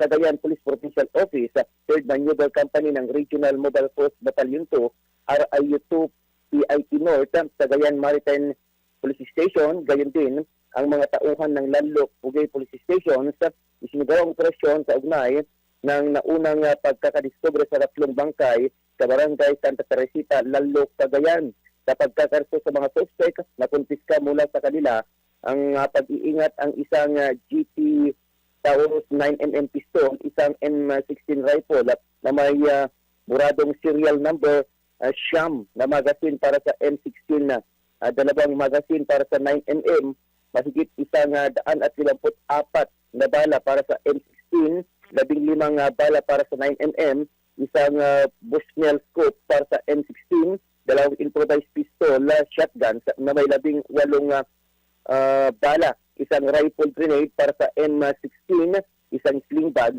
isang Ballonger para sa M16 at 3 cellular phone, kabilang ang Samsung keypad phone at isa pang Android phone at Apple iPhone. Isinagawa ng inventaryo, marking, pagkuha ng litrato at video ng mga nakumpiskang ebidensya sa mismong lugar ng pagkakarito sa presensya ng mga suspect at mga barangay chairman bilang saksi. Ang mga narestong suspect ay dinala sa Bugay Municipal Station para sa tamang dokumentasyon, pagsasampa ng kaukulang kaso at iba pang kaukulang proseso ng batas. Ito ang Ronda Patrol, Ronald Idol Domingo, nag-uulat sa simpilang may tulong lakas, DWIZ, nagbabalita ng tama, naglilingkod ng tama.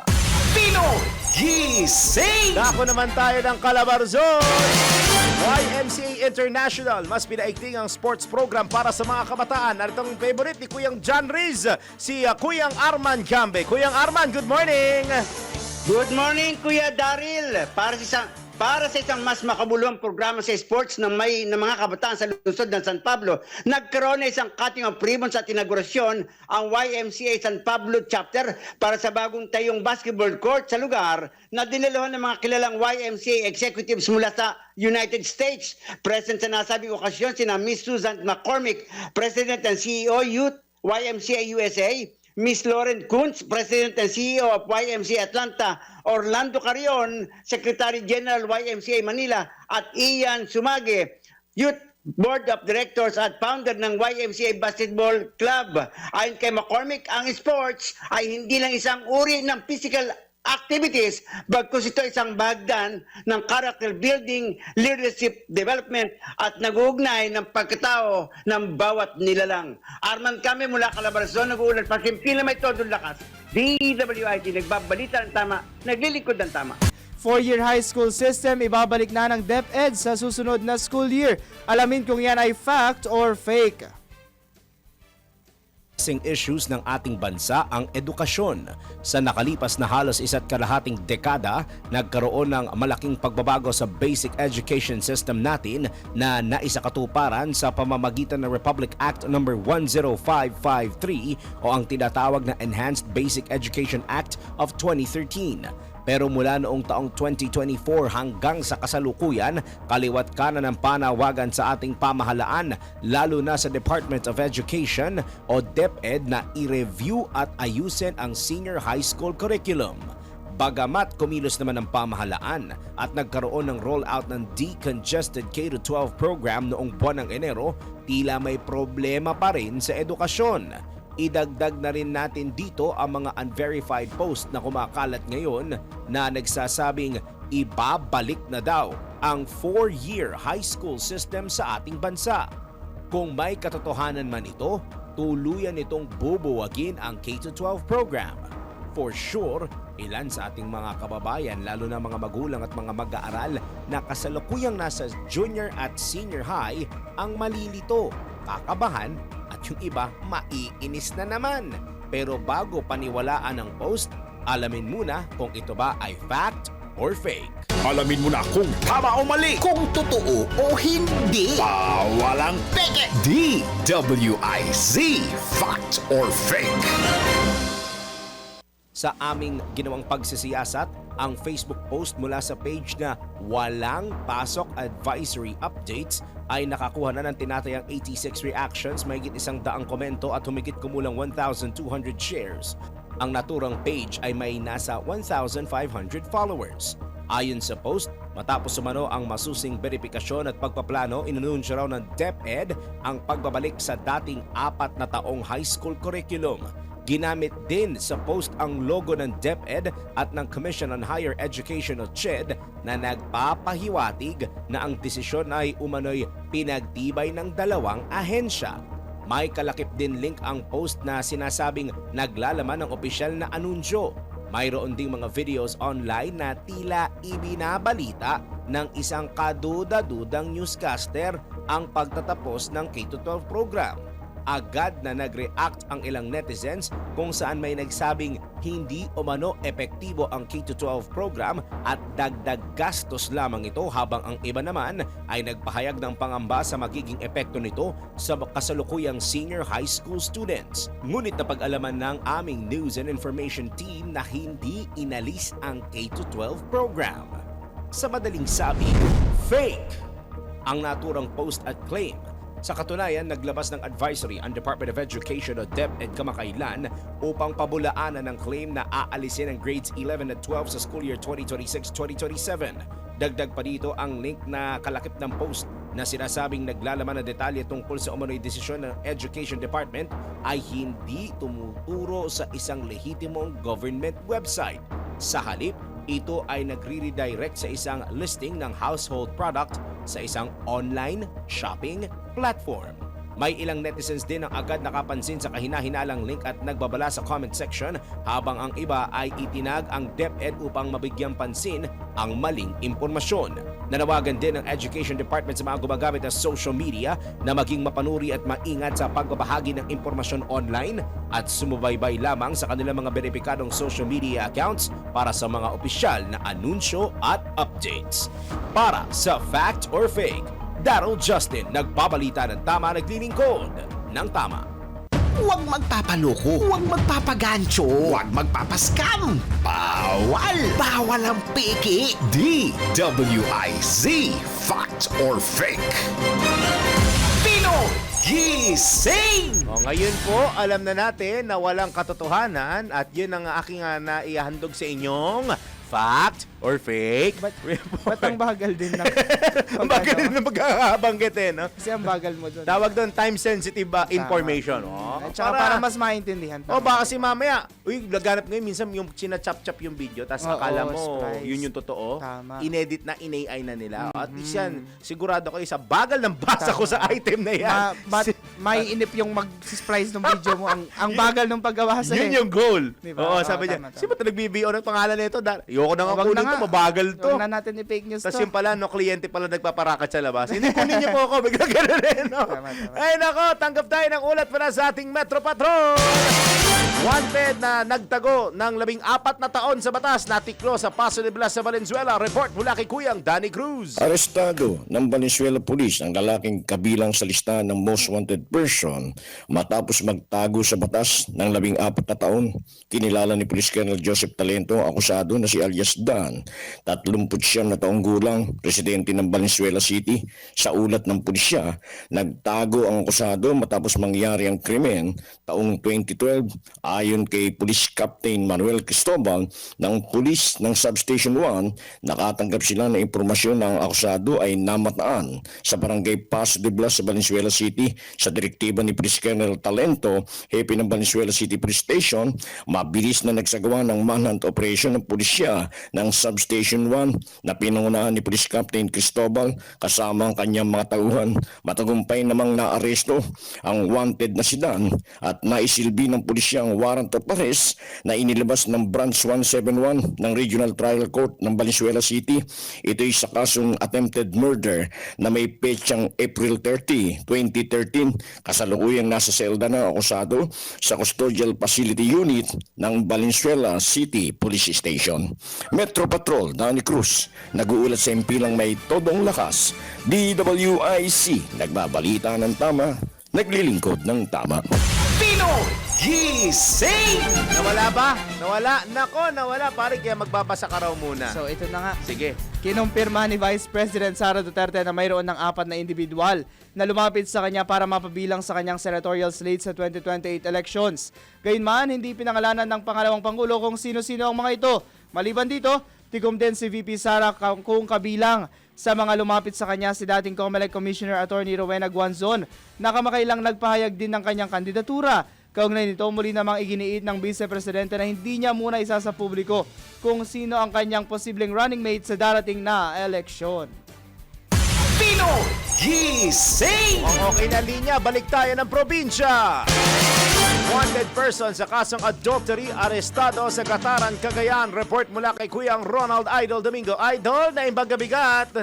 Ngayong gabigat, matagumpay na nalakip ng mga operatiba ng Gataran Police Station ang isang wanted person sa kasong adultery sa barangay Taligan, Gataran, Cagayan. Inilala ang naresto na si alias Nardo, may asawa, residente ng Gataran, Cagayan. Siya ay naresto sa bisa ng warrant of arrest na nilabas ng Municipal Trial Court ng Gataran kung saan may kasong adultery.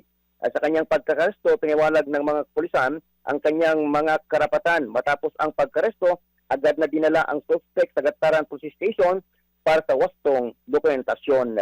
Ito ang Ronda Patrol, Ronald Idol Domingo, nag-uulat sa simpilang may tudong lakas, DWIJ, nagbabalita ng tama, naglilingkod ng tama.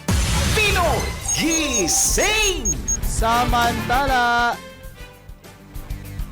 nagsasagawa ng send-off ceremony ang LGU Pasig sa lalawigan ng Iloilo para sa security forces ng WVRAA Meet 2026. Report mula kay Richard Bertuso ng 89.5 DWIZ News FM Iloilo, Western Visayas. Nagsagawa ang lokal na pamahalaan ng lungsod ng Pasig ng send-off ceremony sa blessing para sa mahigit 500 security forces na i-deploy para sa Western Visayas Regional Athletic Association Meet 2026 or WVRA Meet 2026. Ang mga personnel ay nagmula sa Iloilo Police Provincial Office, Pasig City Police Station, Regional Mobile Force Battalion, 1st and 2nd Iloilo Provincial Mobile Force Company, Bureau of Fire Protection, 12th Infantry Battalion ng Philippine Army, Pasig City Disaster Risk Reduction and Management Office, K9 Pasig City, 62nd Special Action Company ng 6th Special Action Battalion ng Philippine National Police, pati na rin ang mga rescue teams. Mula dito sa DWIC, Nas FM, 89.5 Western Visayas, Richard Cordero Bertuso, nagbabalita ng tama, naglilingkod ng tama.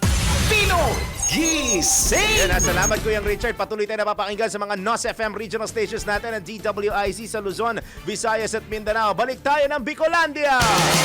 Alias Tarzan ng Naga City, arestado. May Tarzan pala sa may lungsod ng Naga.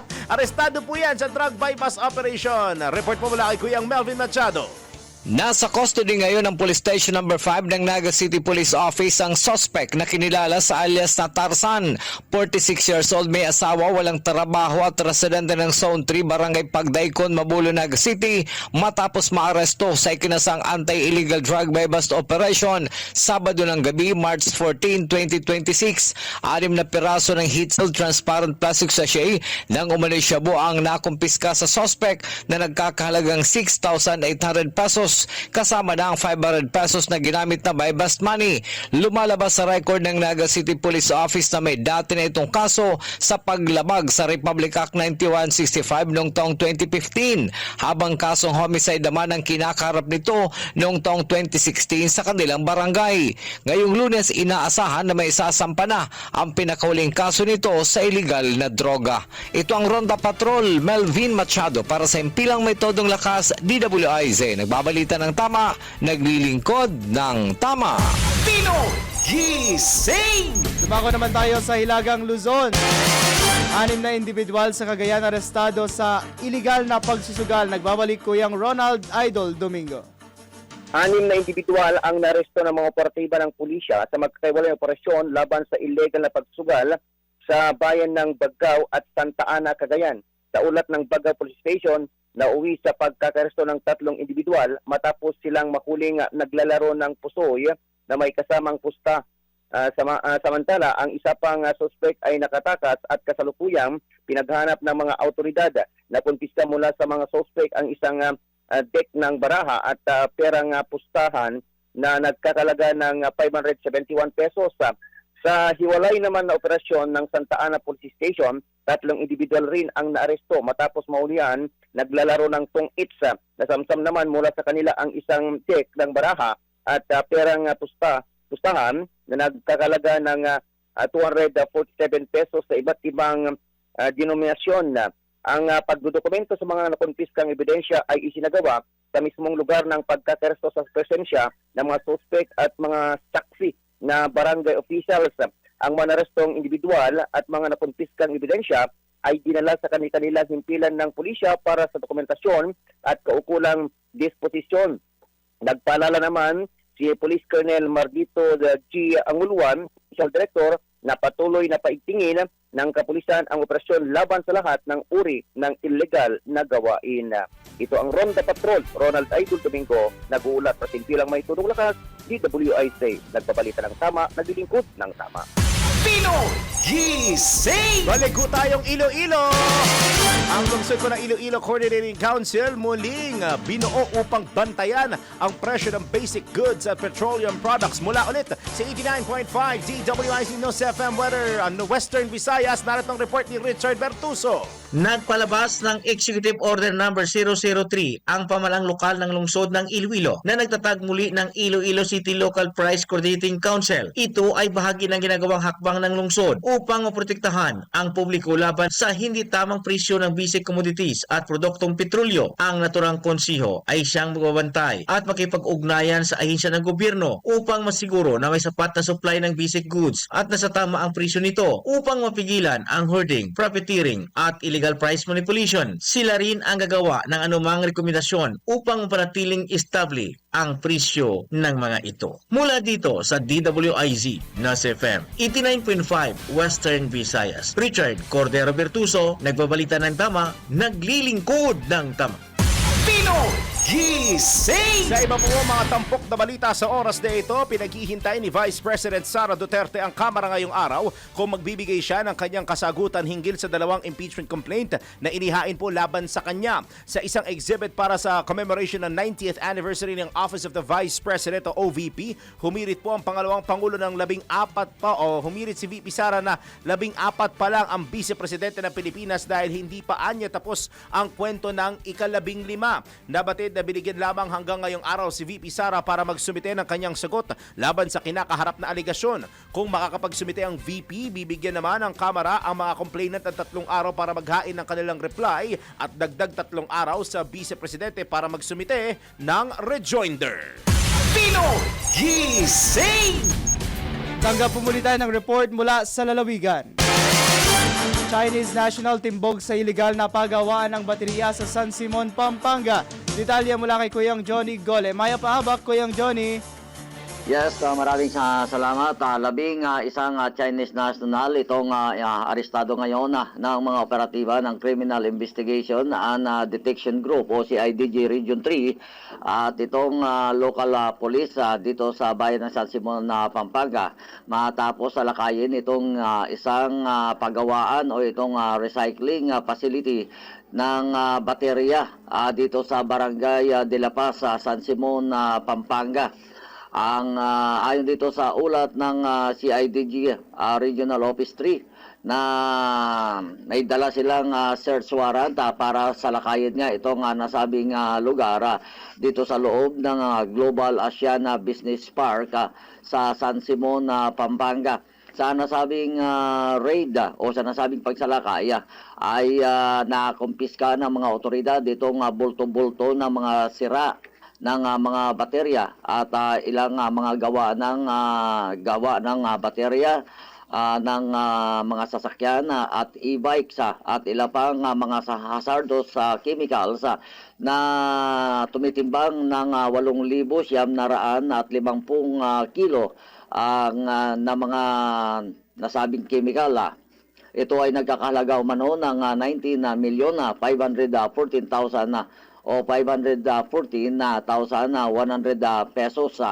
Ang operasyon ayon dito sa CIDG ay bunsod ng natanggap nilang ulat na nag-ooperate umano itong nasabing warehouse o itong budigang ito para sa gagawa o nagre-recycle nitong mga sira ng baterya na lubhang mapanganib umano sa kalusugan ng tao at maging sa kapaligiran at paglabag nila dito sa Section 13A ng Republic Act number 6969 o higit na kilala sa Toxic Substances and Hazardous and Nuclear Waste Control Act of 1990. Sa ngayon ay ipinasara agad ng pulisya itong nasabing lugar at pinatatanuran ito ng San Simon Police habang itong 12 o 11 Chinese national ay kasalukuyang pang isinasailalim sa investigasyon.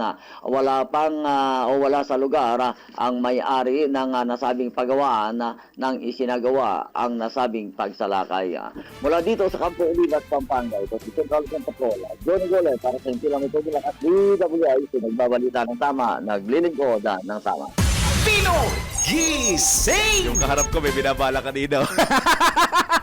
Kinento ko sa kanya Pero sa atin na lang yun. Bago po tayo dumako sa LPI, ako may nabasa meron pala mga lugar na walang pasok today dahil po sa nangyayaring sitwasyon dyan naman sa may Bulkang Kanlaon. So expected natin yung ilang mga lugar sa Negros Occidental at Negros Oriental, kagaya po sa Negros Occidental, yung Binalbagan, Himamalayan at Hinigaran, Isabela at La Castellana, pati Moises Padilla, wala pong pasok sa lahat ng antas public at private schools po iyan, habang yung sa Moises Padilla at Hinigaran ay wala pong face-to-face classes ngayong araw. Habang sa Negros Oriental, ang Canlaon City po, all levels public at private ay wala pong pasok. Kung may panibagong updates, antabayanan naman po yan on air at online dahil popost din natin yan sa ating mga social media platforms. So pare Koy, ikaw na bahala dito sa next segment natin. Okay, sa ating segment, totoo nga ba na mas mahal ng mga aso ang Naku, timely to kasi kakagaling ko lang sa vet summit. Sakto. Ayun. Totoo nga ba na mas mahal ng mga aso ang kanilang amo kaysa sa pagkain? Tara, let's prove it! Hindi maiwasan ng ibang fur parents na magtaka kung ano nga ba ang nararamdaman ng mga alaga nila para sa kanila, lalo na at wala namang kakayahan ng mga aso na sabihin ito ng direkta. Pero totoo nga ba talaga na sa pagitan ng amo at pagkain, mas mahal ng mga aso ang kanilang amo? Tara, let's prove it! Bago maniwala sa mga claim-claim na yan, patunayan na yan sa Let's Prove It! Ayon sa pag-aaral na isinagawa ng psychology professor at director ng K9 Science Laboratory na si Clive Wynne Kasama sina Lindsay Insernia, Liana House at Erica Furbatcher, lumalabas na mas pipiliin ng mga aso ang kanilang amo kumpara sa pagkain. Sa unang beses na isinagawang experiment, matapos ang 4 hanggang 6 na oras na nahiwalay ang aso sa kanilang amo nang walang pagkain, pinili ng aso na lapitan ng kanilang fur parent kahit na mayroong pagkain na nakahain sa hindi kalayuan. Ang resulta, 8 out of 10 dogs ang pumili sa kanilang amo. Pero nang muling gawin ang experiment ay 7 out of 10 dogs na lang ang mas piniling unang lapitan ang kanilang amo sa halip na ang pagkain. Samantala, ayon naman sa ginawang pag-aaral ng neuroeconomics professor mula sa Emory University na si Gregory Burns, na kung saan tinray ng mga aso na sumailalim sa MRI scanner para pag-aralan kung paano gumagana ang isip ng mga ito, lumalabas na tumataas ang brain activity ng mga aso kapag nakakaamoy ang mga ito ng mga tao na pamilyar sa kanila, lalo na kapag nakikita nila ang kanilang mga amo. Pinoy Gising! Mga balitang dapat alam mo kahit sa labas ng bansa. DWIZ Balita sa ibang bansa.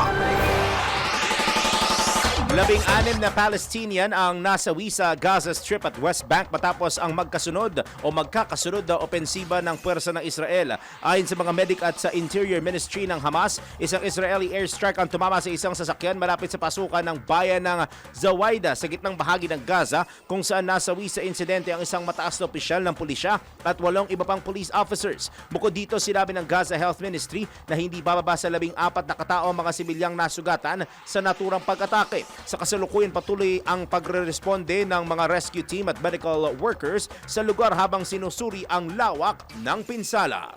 Pinoy Gising! Sa mundo ng palakasan, ang latest malalaman sa DWIZ Sports News. Donaire binigo ng Japanese boxer sa WBA Bantamweight World Title. Ito bago to, nako. O nga, nagulat ako eh. Ito, mahilig ko sa boxing. Ayan. Mula kay pareng Jordan Gutierrez. Nabigo si Nonito Donaire na ipagpatuloy ang kanyang laban matapos siyang matalo ng isang Japanese rising star na si Riko Musuda na 15 taong mas bata sa pamamagitan ng technical knockout sa WBA Bantamweight World Title Eliminator. Sa score na 43-10 at 28 KOS, agresibong pinatumba ni Masuda si Donaire sa huling bahagi ng ikapitong round gamit ang isang eksaktong kaliwang suntok na nagpadapa sa veteranong Pilipino. Sa pagsisimula ng ikawalong round, nagpatuloy ang mabibigat na suntok ni Masuda na siyang nagpanalo sa kanya. Batay sa kampo ni Donaire, ang mabigat na pagkatalo ay maaring senyales sa tuluyan ng magpaalam sa boxing ang Filipino Clash matapos ang karera nito sa loob ng 25 taon sa boxing ring. At yan ang sports news. Ako si Jordan Gutierrez, nagbabalita ng tama, naglilingkod ng tama. Pinoy Gising! I like it, ha? I like it. Umulit ka, Jordan, ha? Ay, wala pala ako next week. Ikaw bahala dito, ha? Ay, nako, sa ating showbiz news naman, ang singer na si Geneva Cruz ay certified degree holder na. Aba, congratulations are in order. Kung anong tinapos niya, alamin natin sa report ni Mima Anton. Mga latest na pinag-uusapan, mga latest na pinagchichismisan. Pinoy Gising! Showbiz Spotted! Para sa aking balitang showbiz, natupad na ng singer na si Geneva Cruz na maging isang certified degree holder sa edad na 49 sa kursong Bachelor's Degree in Office Administration sa Philippine Christian University. Ayon sa singer, 33 years in the making ang nasabing diploma. Sa kanyang graduation picture ay pinost sa social media, ibinahagi niya ang caption na, "As I approach my golden age in less than a month, I realize that some of my dreams are still coming true." Taas na rin ipinagmalaki ni Geneva ang diploma at alay niya ito sa kanyang 19-year-old na sarili na namulat agad sa trabaho pagkatapos piliin na maging isang batang ina. At iyan ang balitang showbiz para sa MP na may todong lakas, DWIZ. Ako si Anton, nagbabalita ng tama, naglilingkod ng tama. Pinoy Gising! Yan, basta batang ina. Batang ina. Ano bang English yun? Dapat pala ako nagsasagot ng in English translation. Ikaw Young mother. Young Pwede mother. naman, tama, di ba? Young mother. Yan yung po mga nabubulat ni Parang Vener sa akin pag Monday sa home radio, kaso nandito siya ngayon. Ayan, kasama natin. Kaya si Mrs. na raw ang bahala mag-tune in sa akin mamaya. Ay, sadali lamang po ngayon, nabanggit ko to kanina pare na ngayong araw nga ang paghatid sa huling hantungan na ating minamahal na boss na si Boss D. Edgar A. Cabangon, ang namayapang chairman ng ALC Group at ng Aleo Broadcasting Corporation. So ihandog muna natin sa kanila ang isa sa kanya mga iniwang magaganda at mahalagang mensahe. A happy good reminder. We make a living by what we get, but we make a life by what we give. Think good, think God, thank God.